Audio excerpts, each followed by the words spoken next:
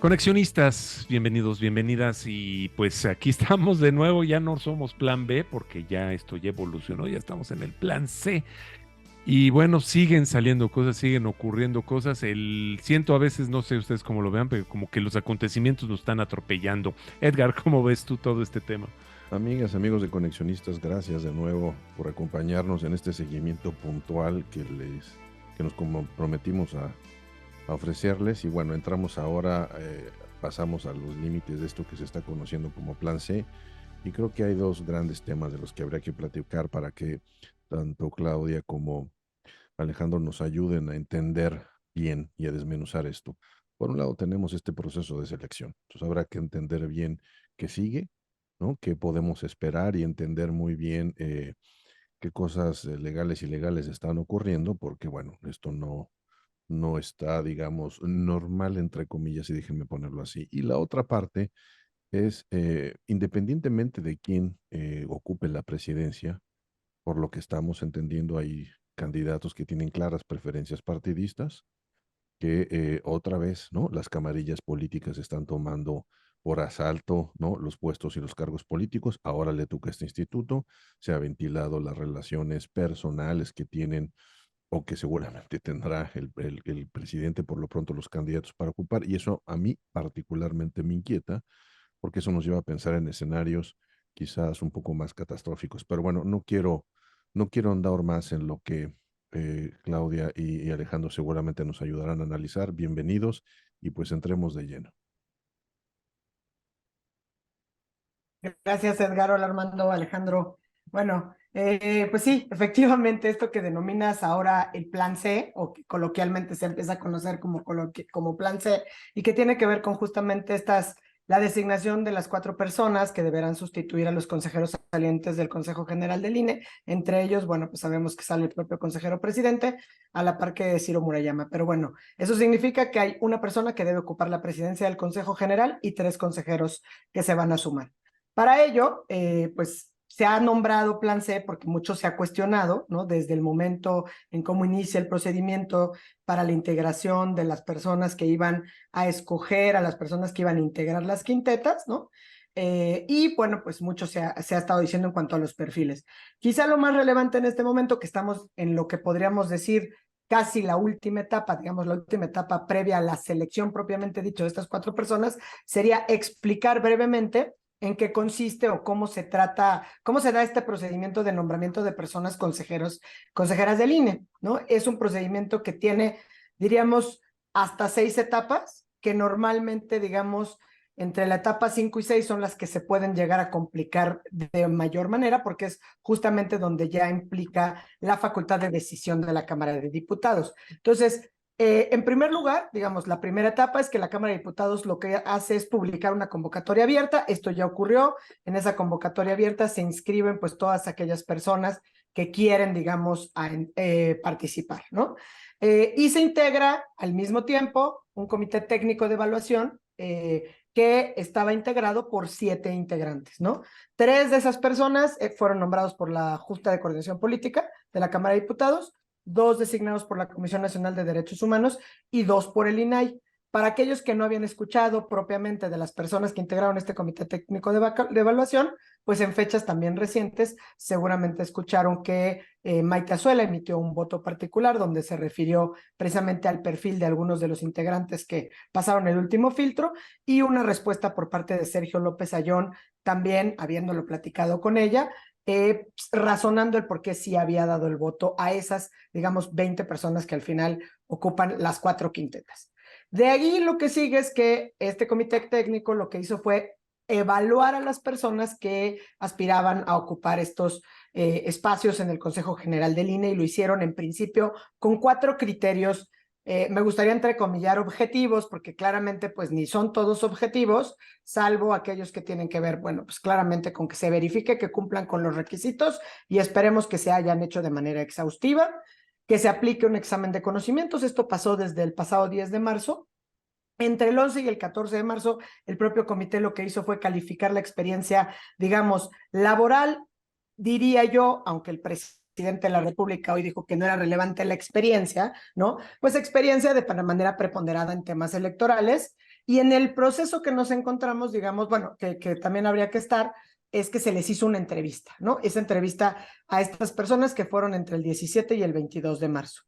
Posteriormente, y eso acaba de ocurrir, el comité técnico hizo una lista de 5 nombres, es decir, quintetas, por cada vacante. Entonces tenemos hoy por hoy 4 quintetas. Al mismo tiempo, una resolución del Tribunal Electoral del Poder Judicial Federal que ordenó que la presidencia del Consejo General del INE la ocupara una mujer.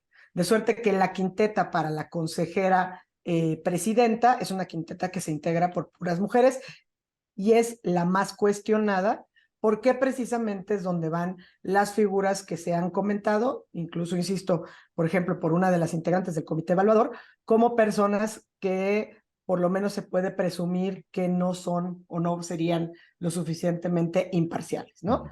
No nada más por, digamos, la afiliación partidista, por los cargos que han tenido, por la poca experiencia en materia electoral, ¿no? Y en principio, y decía yo, y prometo que hasta aquí lo dejo para que escuchemos lo que tiene que decir Alejandro, era nada más terminar el proceso. Ya están las 4 quintetas publicadas, están en proceso, digamos, de unas entrevistas nada más ya de cada uno de los 20 que integran estas quintetas, y la Jucopo tiene que escoger por consenso un nombre de cada una de la quinteta, ¿no? El Pleno de la Cámara de Diputados aprueba a esa persona que escogió la Junta de Coordinación Política, y lo tiene que hacer por las 2/3 partes de los votos. Y es aquí, digamos, donde están los dos procesos o la parte culminante de este proceso, donde ya se avecina que va a haber pues una tormenta, porque seguramente no va a haber ni consenso al interior de la Jucopo y mucho menos se van a alcanzar los votos necesarios, es decir, las 2/3 partes de los votos en la Cámara de Diputados.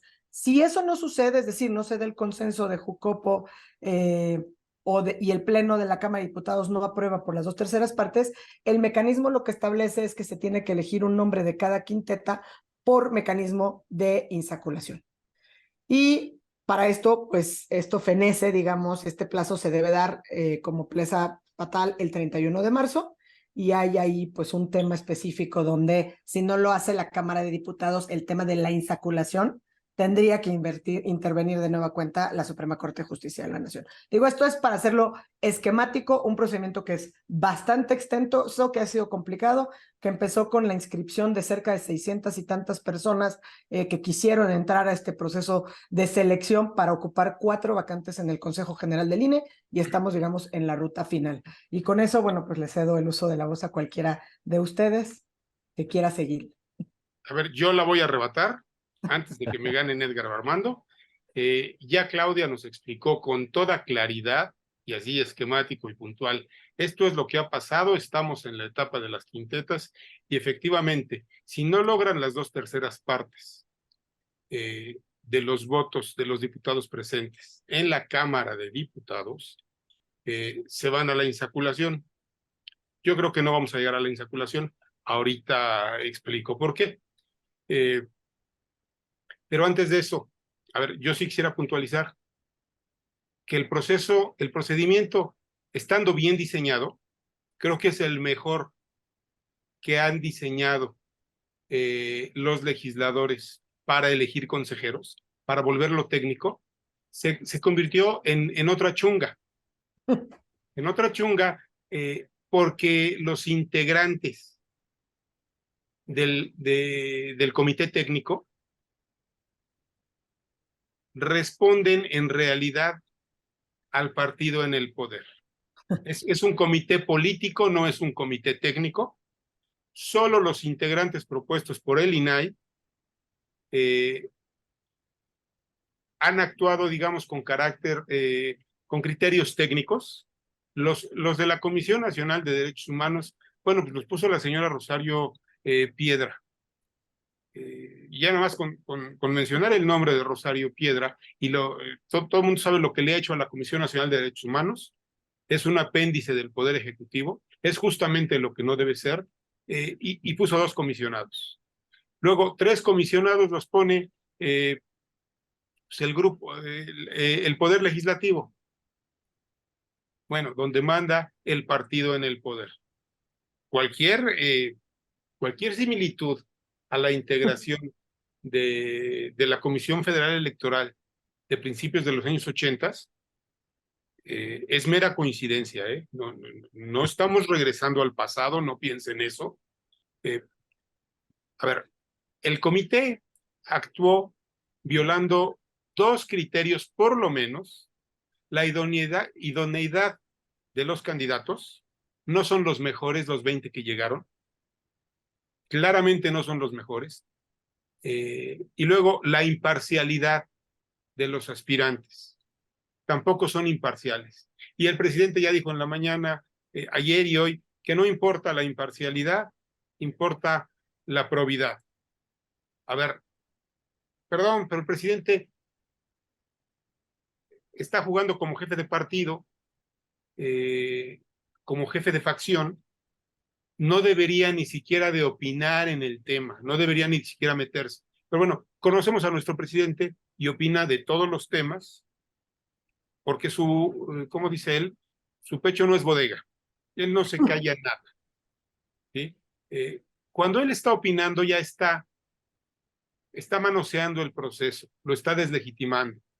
¿Sí? Esto, en lo que habían sido, nos guste o no, cuidadosos los presidentes anteriores, no es que no se metieran, no es que no tuvieran preferencias.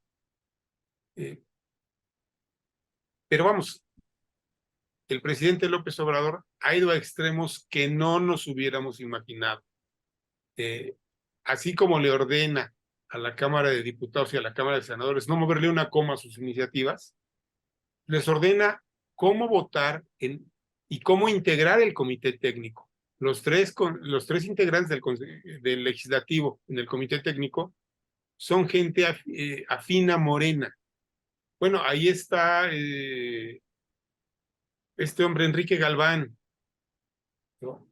A ver, lean a Enrique Galván en la jornada, escuchen a Enrique Galván con Carmen Aristegui. Es un periodista, yo no le voy a faltar al respeto, pero es un periodista militante. Así de sencillo, ¿no? Es como si estuviera Barajas el Fisgón. Es exactamente lo mismo, ¿sí? Entonces, a ver, el proceso, no están los mejores y no están los imparciales. Están los leales. Las quintetas están plagadas de leales. ¿Con qué objeto? Bueno, con asegurarse que los 4 lugares, o por lo menos 3, sean para consejeros leales a Morena. ¿Sí? Y con eso, ¿qué pretenden? Manejar el proceso electoral. Yo no sé si vayan a poder. Pero, a ver, antes de ir a esa parte, yo diría, explico por qué creo que no vamos a llegar a la insaculación, aunque Morena nos está avisando que ellos van por la insaculación, porque ya sembraron de morenistas las quintetas. ¿Sí? Yo creo que no vamos a llegar a la insaculación porque, en mi opinión, y esto es una especulación, el PRI le va a dar el voto a los diputados, digo, a los candidatos de Morena. Yo creo que eso es lo que vamos a ver en las siguientes horas, en los siguientes días.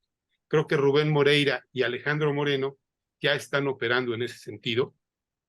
Y no lo digo a partir de información privilegiada, lo digo a partir de lo que me indica analizar cómo operaron en el PRI para sacar de la coordinación del Senado a Miguel Ángel Osorio Chong y poner ahí a este señor guerrerense, cuyo nombre ni siquiera recuerdo ahorita, un senador bastante intrascendente, abogado, por cierto.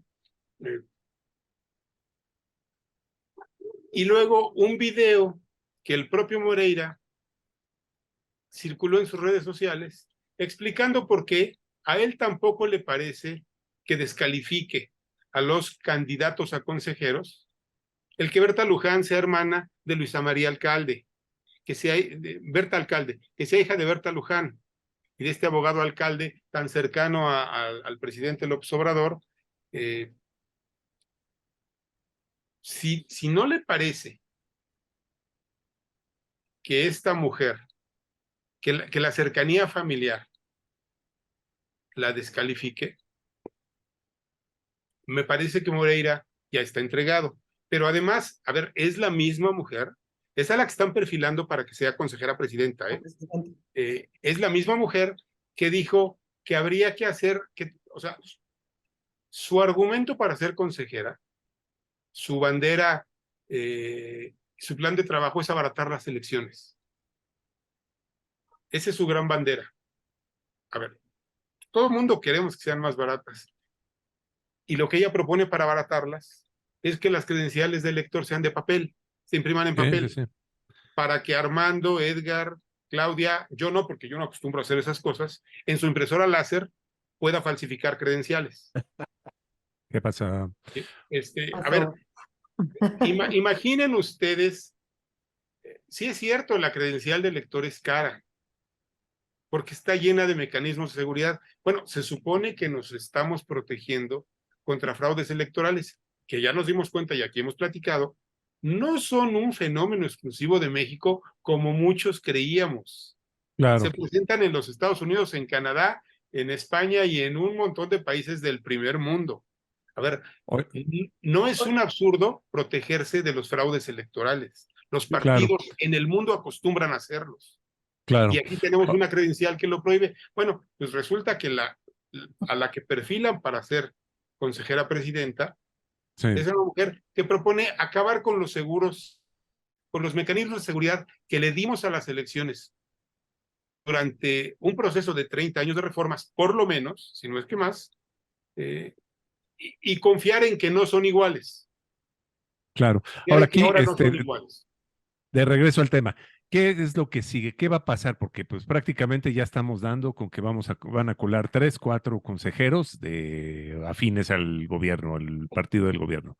¿Qué sigue? ¿Qué va a pasar? ¿Qué es lo que se perfilaría para las próximas elecciones? Déjame completar lo tuyo, Armando, para ir más allá. Ya imaginemos, entremos a escenarios de lleno, ¿no? En esta posibilidad de futuro que Armando maneja. Es decir, no cabe la menor duda que quien va a ser la cabeza de este instituto va a ser una persona con afiliación partidista. Porque las candidatas viables, todas han dicho, nosotros estamos de acuerdo con el plan B, ¿no? De alguna manera. Entonces, vamos a tener un instituto cuya cabeza no solamente es afín en términos ideológicos y políticos, sino además con vínculos, en todos los casos, familiares. Creo que salvo una no tiene vínculos. Entonces, ante esas circunstancias, hay todas las posibilidades en contra de lo que se ha trabajado. Pensemos en el extremo, ¿no? Pensemos en que la nueva presidenta no solamente tome estas decisiones, como estás comentando, Alejandro, de ahora vamos a tener credenciales impresas en papel y cualquier otra ocurrencia para generar las condiciones adversas para tener una elección confiable. Ese es un escenario. Pero el otro es que de repente, ¿no? La presidenta consejera diga, pues ahora vamos a hacer cambios drásticos que regresen y retomen algunas de las ideas puestas en el plan B, aunque la Constitución lo prohíba. Porque aquí el que la Constitución lo prohíba no es un incentivo o no es un desmotivante para este partido político. No lo es. O no lo ha sido. Entonces, una respuesta, no se puede porque la Constitución lo prohíbe, me parece que ese argumento es súper ingenuo pensar que políticamente alguien que quiera avanzar en sus ambiciones lo va a considerar. Entonces, yo entiendo que en algunos casos y en algunos partidos, y este no ha sido el primero en México, pues las leyes son para servirse. Entonces, en ese escenario que Armando quiere plantear, en ese escenario de descomposición total de absurdos, ¿no? ¿Dónde lo ven? 2 minutos cada uno, por favor. Yo diría rapidísimo eso, o sea, esa intentona pues pasa por querer controlar al INE y querer controlar al INE, por eso tiene que ver, dejando de lado todo el tema del plan B y las impugnaciones, con colocar a estos sujetos o personas a modo.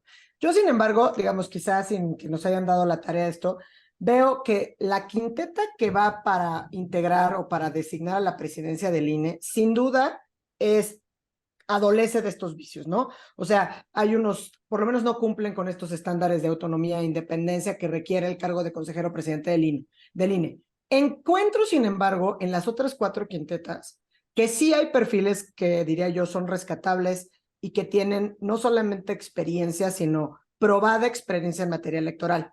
Puedo usar de ejemplo básicamente la otra quinteta de mujeres, que de hecho, pues es una pena porque hay por lo menos 3 grandes perfiles en una sola quinteta y pues de ahí va a tener que salir una. Me refiero a Naima Enríquez, a Rita Bell, a Miriam, me explico. Entonces, esos perfiles, y también hay en las quintetas de hombres. Entonces, yo creo que a lo mejor en esta parte, aunque no nos hayan pedido buscar algo positivo, diría, dentro de este procedimiento, si llegamos a la insaculación, que por eso a lo mejor Alejandro dice, no vamos a llegar a la insaculación, Exactamente. porque en la insaculación se pueden colar 3 buenos perfiles, o sea, Sí.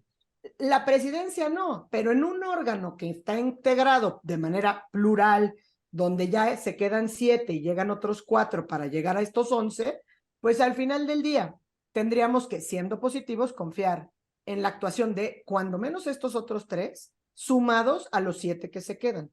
Que ha habido designaciones ya en este gobierno y que entiendo, incluso que así lo reportan pues el consejero presidente, Ciro Murayama, Fueron buenas.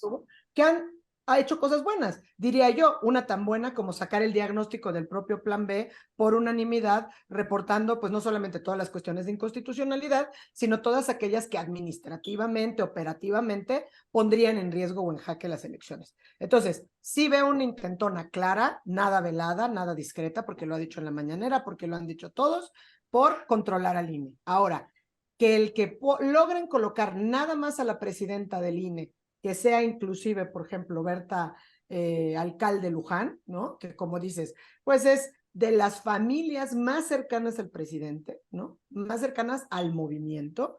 La mamá, la secretaria actual, actual secretaria del Trabajo, el papá que es un abogado laboralista, que ello no demerita además los méritos académicos, que no electorales, que tienen las 5 personas que se encuentran en esta quinteta, ¿no? Porque no es que estemos, digamos, hablando mal de ellas en cuanto a su pericia en otras materias, pero para ocupar el cargo, sobre todo para cumplir con los estándares de autonomía e independencia que se deben imponer en estos cargos, sin duda las de esa quinteta, en opinión cuando menos personal y de varios que han alzado la voz en este momento, no se cumple, ¿no? Entonces, ¿qué sigue? Pues tenemos que esperar. Lo más positivo pareciera ser que es que bloqueen la elección, que no se alcance la mayoría calificada y que se llegue al mecanismo de insaculación. A ver, justo, yo creo que no vamos a llegar a la insaculación justo por lo que Claudia dijo, porque si hay perfiles que valen la pena y la insaculación, pues es un sorteo, es un volado, en una de esas no ganan los 4 que quieren o no ganan los 3, la presidencia la van a ganar. A ver, ellos aprendieron del proceso anterior, el comité técnico anterior, donde estaba John Ackerman, por cierto, el comité técnico anterior arrojó un resultado profesional. Y ahí salieron Carla Humphrey y algún otro consejero, Ubique Espadas, creo, que resultaron actuar bastante congruente, bastante consistentemente. Además, Carla con mucha experiencia, y aún con su boda con Santiago Nieto y todo, ella ha actuado como consejera electoral. Por cierto, Carla intentó ser consejera presidenta. Entiendo que tiene algún litigio pendiente, igual que Javier Santiago, que también intentó ser consejero presidente. Es diferente el cargo de consejero al consejero presidente, pero ellos le dijeron que como ya eran consejeros, eso era reelección. Eso era reelección. A mí me parece, yo no estoy de acuerdo con ese criterio, pero bueno, no es materia de esta mesa. Pero a ver, justo porque aprendieron, integraron un comité técnico mucho más partidizado para esta ocasión, ¿sí? Para seleccionar perfiles de lealtad al movimiento, como dicen ellos. ¿Con qué concluyo? Bueno, justamente por la situación, yo creo que no van a llegar a la insaculación para no correr el riesgo de que las cosas salgan bien, como dice Claudia. Eso nos encantaría a todos porque efectivamente hay perfiles que valen la pena, pero estamos apostando a un volado para que salga el bueno y no voy a decir malos, pero los que no son imparciales, ¿sí? Exacto. Creo que el valor, bueno, esta situación le da todavía mucho más valor a la determinación del ministro Lainez. ¿Por qué? Porque lo que va a servir de valladar, de barrera, a una consejera presidenta partidizada y parcial, va a ser no la Constitución, Edgar, y explico por qué no es tan ingenuo el asunto. van a ser las leyes vigentes, otra vez, anteriores al Plan B. ¿Qué permiten esas leyes? Le dan a los partidos políticos e incluso a los ciudadanos varias herramientas para impugnar decisiones mal tomadas en el Consejo General del INE. No es solo la Constitución. Hay una Ley General del Sistema de Medios de Impugnación a la que le habían quitado los dientes, y bueno, recobra los dientes cuando el ministro suspende todo el Plan B. Esa es la que, a menos que la Corte se apure mucho, y en este momento nadie quiere que se apure mucho, es esa Ley General del Sistema de Impugnación, la Ley de Partidos Políticos, son las que van a regir. No es solo la Constitución, hay muchos mecanismos legales para atacar las decisiones partidizadas que se prevé puede o va a tomar un Consejo General con mayoría de Morena o con una consejera presidenta más preocupada por la lealtad hacia el movimiento que por la imparcialidad, que es lo que es hacia donde yo creo que vamos. Okay. Claro. Okay. ¿Qué nos arroja esto? Pues una elección llena de impugnaciones, no solo la elección, un proceso electoral lleno de impugnaciones, judicializado a más no poder, pero bueno, prefiero eso a un tribunal electoral sin dientes, Okay. Y a una ciudadanía y a una oposición que, vamos, la oposición por sí misma no sabe defenderse, pero a una oposición que ni siquiera tenga mecanismos para defenderse lo voy a decir con una frase muy ochentera, el agandalle de las elecciones, Ya. que es lo que estamos viendo que viene. Clarísimo. Ni hablar. Clarísimo. ¿Y cuál sería el peor escenario? ¿Ese? ¿Un escenario lleno de impugnaciones? No sé cuál sea, digo, es que depende. El escenario peor en jornadas, pues sin duda, no nada más son las impugnaciones, son poner en jaque las elecciones en riesgo de que no se instalen casillas, estar, digamos, en cualquiera de los supuestos de nulidad de elecciones, porque eso, pues solamente hace que este hervidero de encono social, pues vaya a culminar en alguna cuestión que quizá no hemos alcanzado a ver ninguno de los aquí presentes, que hemos como que nada más analizado y estudiado y estado viendo a lo largo, pues no sé, de nuestro paso por esta vida. Ese por un lado. El resto, pues también lo hemos visto, o sea, todo al final suma al encono la polarización, que es lo que le encanta exacerbar al presidente, ¿no? O sea, es parte de su manera de gobernar, de su manera de hacer política, de su forma de ser. Entonces, esos son, pues sí, sin duda los peores escenarios. Impugnaciones, nulidad de elecciones. ¿Por qué? Porque cuando minas la credibilidad del árbitro, todo lo demás está en riesgo. Ni Claro, hablar. y a ver, yo nada más concluyo con una cosa.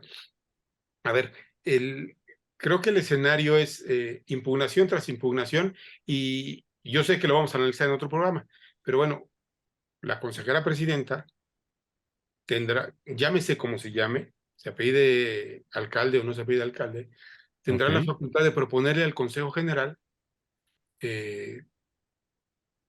a un nuevo secretario ejecutivo del INE, porque pues Edmundo Jacobo Molina ya renunció. Eso entiendo que lo vamos a analizar en otro programa, Sí, así es. pero bueno, tiene que lograr la mayoría del Consejo, pero la facultad de proponerla es del consejero presidente o de la consejera presidenta. Claro. Que Pues ni ya hablar. dijimos, secretario ejecutivo es el funcionario operativo más importante del órgano electoral. Pues muchas cosas van a pasar de aquí a que acabe esta semana, porque según me entendí yo de todo lo que acaban de platicar, el 31 de marzo ya tiene que estar esto concluido, ¿no? Tiene que Así estar es. concluido a más Estamos con los tardar plazos el 3 de encima. abril, los plazos encima, se van los 4 consejeros y bueno, al mismo tiempo decía hace rato, se nos van a ir sumando, ¿no? Temas que podemos ir abordando en mesas separadas para no complicar, digamos, el análisis que estamos tratando de hacer por temático de esto. Aún más. Pero Ah, bueno, Muy bien. creo yo que es todo, ¿no? Por lo pronto, y sobre todo estar muy pendientes de lo que va a pasar, estar muy pendientes de lo que acaba de comentar Alejandro en el sentido del secretario ejecutivo, ¿es verdad? Sí, Edmundo Jacobo, Y, que apenas acaba de renunciar. Es un y tema en sí mismo. pues les agradezco mucho, Edgar, muchas gracias. Gracias a ustedes. Y bueno, por supuesto, les agradezco a Claudia Aguilar, por favor, tu Twitter para seguirte. Gracias, estoy en @C Aguilar Barroso. Alejandro, Gracias, en Vila Fisher. magnífico. Y nosotros, recuerden, nosotros estamos en Twitter en Conexionistas MX, también en Facebook, en YouTube somos Conexionistas México. No se olviden de darnos like, no se olviden de seguirnos para seguir nosotros haciendo este tipo de contenidos. En YouTube somos Conexionistas México y en Spotify Conexionistas así a secas. La música es de Alejandro Sábor, te la encuentran en YouTube y el diseño es de Sofía Reynoso. Ahí la encuentran en Facebook y en Twitter. Nosotros somos Conexionistas, esto fue el Plan C, muchas gracias.